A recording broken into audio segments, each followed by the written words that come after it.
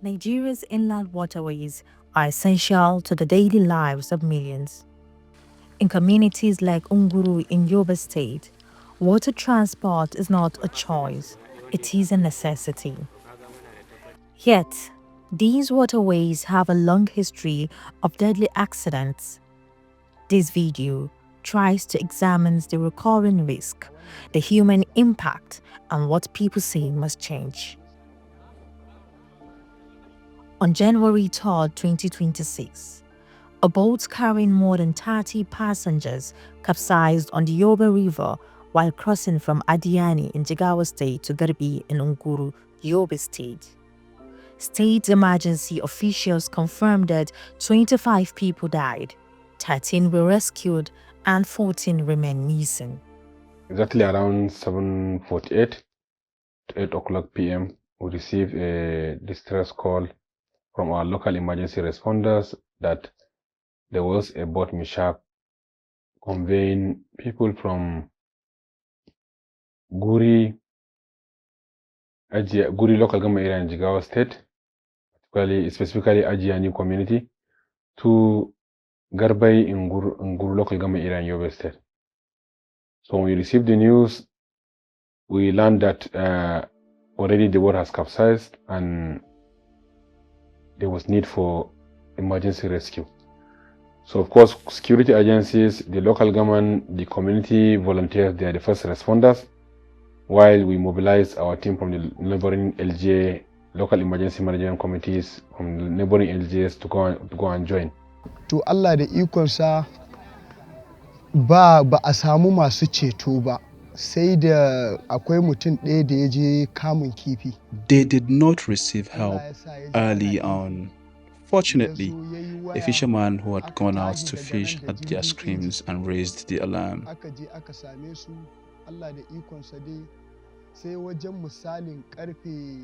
He made several calls. Rescue teams arrived between 1 and 1:30 a.m. We were able to rescue about 13 people, but sadly, we lost the others.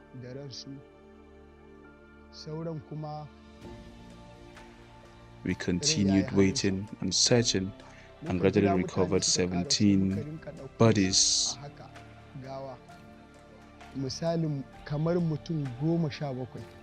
These victims were ordinary people, traders, farmers, commuters traveling on a route they use regularly.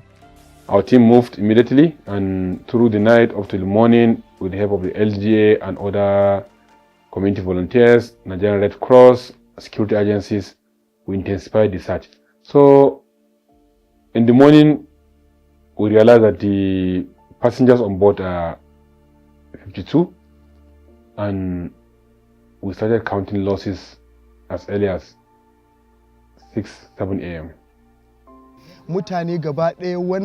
That same night, this place was filled with people, male and females, family of victims. So far, we have recorded 29 deaths, and 13 people were rescued, reviewed in the hospital, and discharged. From the deep dive assessment and reports we have on ground, there are still some missing persons, about 8 to 10. This tragedy is part of a broader pattern across Nigeria's inland waterways. Over the past few years, several boat accidents have claimed dozens of lives in different regions, often involving overloaded vessels and inadequate safety measures. The repeated nature of this incident suggests systemic issues, not isolated misfortune. The key challenges we have seen is negligence in terms of the abiding by rules by the canoe operators. It happens around 7:48. That means they have left the neighboring community much late, and by law, every time it's 6 p.m., no sailing should be on waterways. So by 7 p.m., they left in the night after the close of sailing. 2, there was an overloading in the boat. And 3 was there was not a single life jacket. So that has compounded the whole challenge, and it has increased the risk of capsizing of the boat. Most river transport in rural Nigeria relies on wooden boats. These boats are often handmade and maintained through repeated patching. They were not designed for modern demand or heavy loads. Jirgin mu akwai wanda yake ɗaukar mutum 50 ma a wannan bakin ruwan. Amma a wannan ranar Allah da ikon shi gaba ɗaya mutanen da aka ɗauka mutum 30 ne. Our ships can take up to 50 passengers, but on this day it was carrying just 38 passengers. But it was already destined that the incident will happen, and some people are saying we carried bags of potash. That is not true. They were just bags of chaff, and that is not enough to capsize the boats. Even on small boats, we can take about 5 bags. Talk more of just 2 bags of chaff in a large boat.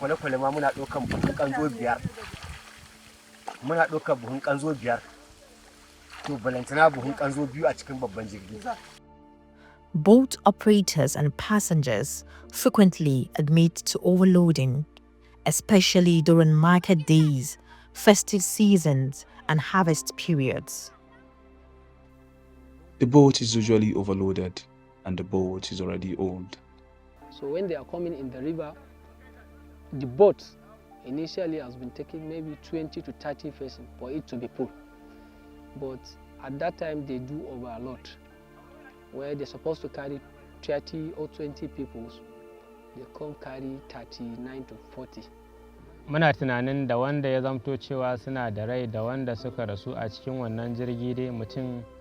We are assuming that the total number of people inside that boat were about 40. People are saying they are up to 50 and all sorts. Truly, that's not. What we witnessed was that amount, 40. Also, we lack working equipment. Even when such incident happens, we wouldn't be able to control it.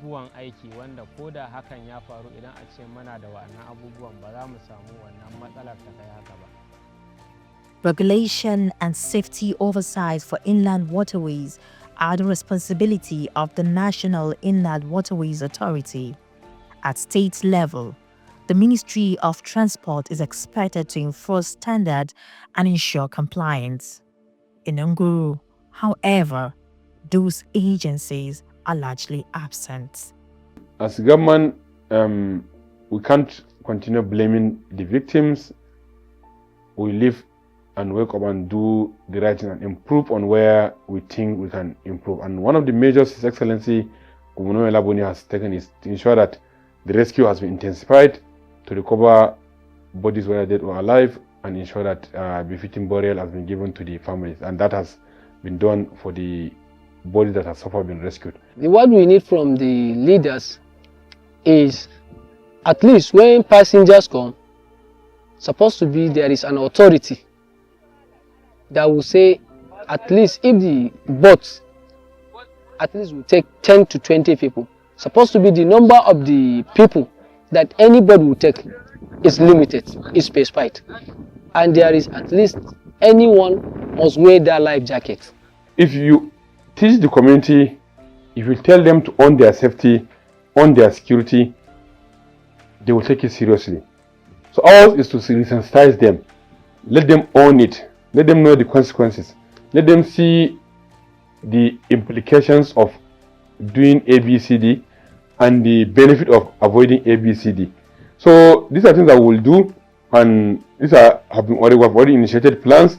Our other departments are deploying that. We are discussing with our partners from the United Nations organizations to come in and key in and support and make sure that we didn't create a gap in ensuring that the community have owned the process. Next week will be a market day. They will still go to market in Jigawa State, and God forbid, if we didn't act fast, there will be risks of putting our people on a boat without life jacket, and this is avoidable, and we'll inshallah avoid it.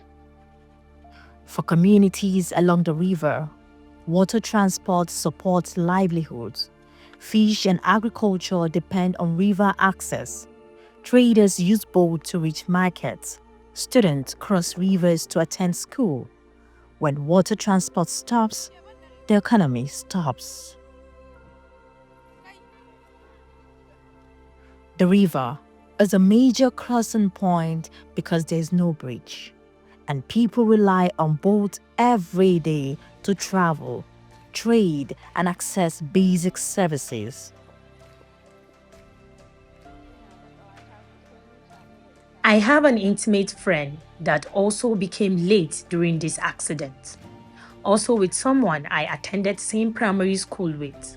He also died. We are seeking for help from the government, governor of the state and chairman to bring us ease regarding this water transportation, even if it is a life jacket, that when you fall inside the water, you can help yourself out.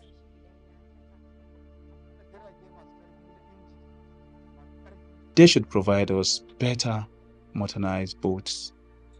The ones that are faulty are wooden, so we can continue our business with other towns. The question asked, those under government, whether they capture such places and the budget for bridges since the inception of democratic rule. Are these people not part of the electorate in Yobe and Jigawa state? Over the last 25 years, is there no resources on the coffers of the government? Why has nothing been built for this community? The government have halted everything. If you see people going into the water, it's with the intention to catch fishes. The origin of this place, it's for fishermen or hunters and farmers. We've never witnessed this much incidents. I am sending my condolences to life lost as a result of the accident that happened in Adiani to Garbi. May God forgive the life lost.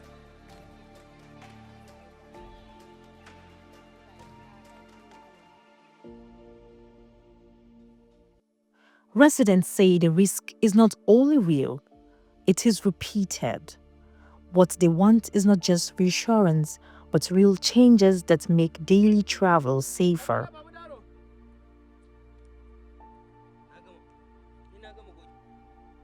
The river remains a lifeline for communities like Nguru, but the recurring pattern of waterway accidents shows that the current system is not sustainable. The question is not whether people will continue using the river, but whether they will be able to travel safely.